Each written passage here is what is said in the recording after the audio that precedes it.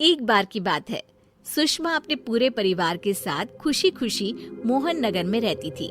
उसकी 2 बहुएं थी, पल्लवी और शिवानी। एक दिन दोनों बहुएं रसोई में काम कर रही होती है कि तभी उनकी सास सुषमा उन्हें बुलाती है। अरे बहू, जरा इधर तो आना।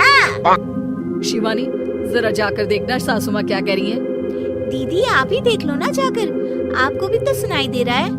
अरे मैं आटा गूंद रही हूँ ना, तुम चली जाओ। हाँ तो मैं भी तो सब्जी काट रही हूँ ना दीदी। अरे बहू जल्दी आओ। ओह, ये तो जाएगी नहीं। मैं ही जाकर देखती हूँ कि क्या करना है। पल्लवी सुषमा के कमरे में जाती है। जी मम्मी जी, क्या हुआ? शाम को घर पर कुछ मेहमान आने वाले हैं, तो तुम अच्छा सा खाना बना लेना बहू। ठीक है मम्मी जी, आप बता दीजिए क्या क्या बनाना है और कितने लोग आ रहे हैं। सुनील की मौसी जी और उनका पूरा परिवार आ रहा है। कुल मिलाकर 3 लोग और हमें मिलाकर हुए 9 लोग। तो अभी से ही तैयारी करना शुरू कर दो। और हाँ, घर की सफाई भी कर देना, हाँ अच्छे से। जी मम्मी जी, सब काम हो जाएगा, आप चिंता मत कीजिए। पल्लवी शिवानी को घर में मेहमान आने वाले हैं इसके बारे में बताती है। क्या 9 लोगों का खाना बनाना होगा, घर की सफाई करनी है? बाप रे, सासू माँ ने तो हमें घर की नौकरानी ही समझ कर रखा है। ऐसा नहीं बोलते शिवानी, हम इस घर की बहू हैं और घर के काम करना हमारा फर्ज है।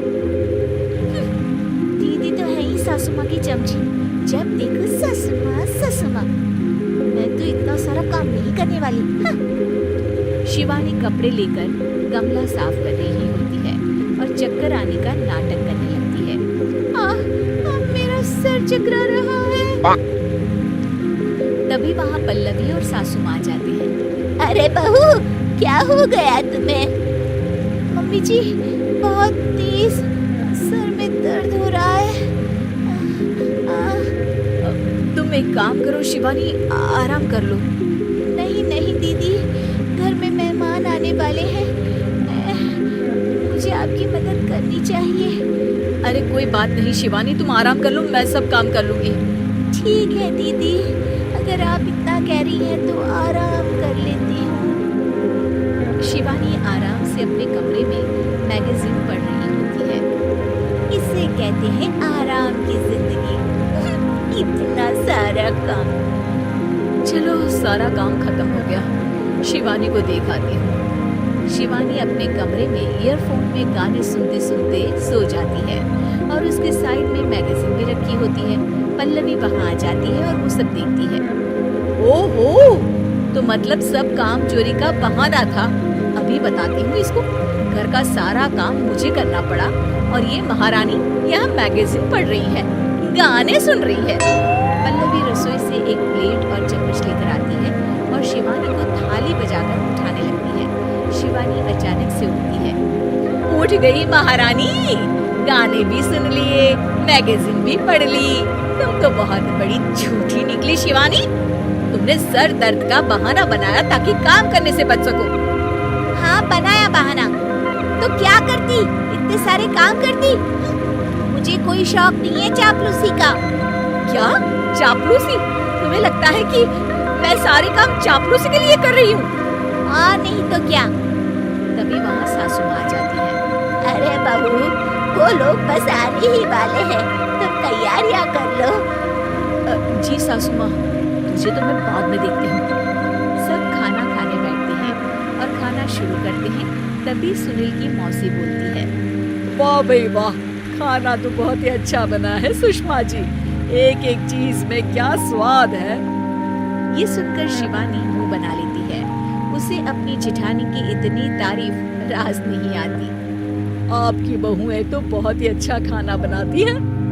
हाँ, बनाती तो दोनों ही अच्छा है, पर आज ना ये सारा खाना बड़ी बहू ने बनाया है। छोटी बहू की तबीयत ठीक नहीं थी, सो इसलिए।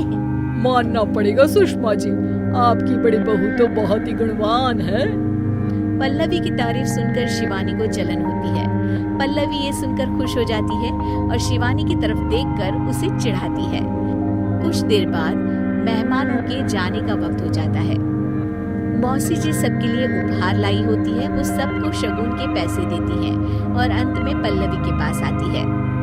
तुम्हारे लिए शगुन का लिफाफा तो है ही, पर बहू तुम्हें एक और उपहार भी मिलेगा इतना अच्छा खाना बनाने के लिए। मौसी अपने सोने के कंगन निकालकर पल्लवी को पहना देती है। ये लो, ये मेरे मनपसंद कंगन है, अब से ये तुम्हारे हुए। धन्यवाद मौसी जी। ये देखकर शिवानी तो पूरी तरह से जल जाती है और गुस्से से रसोई में चली जाती है। तभी वहाँ पल्लवी आ जाती है और उसे अपने कंगन दिखाने लगती है। देवरानी जी, अब आपका सर दर्द ठीक तो है ना? मुझे लगता है कि अब सर दर्द शुरू हो गया होगा आपका।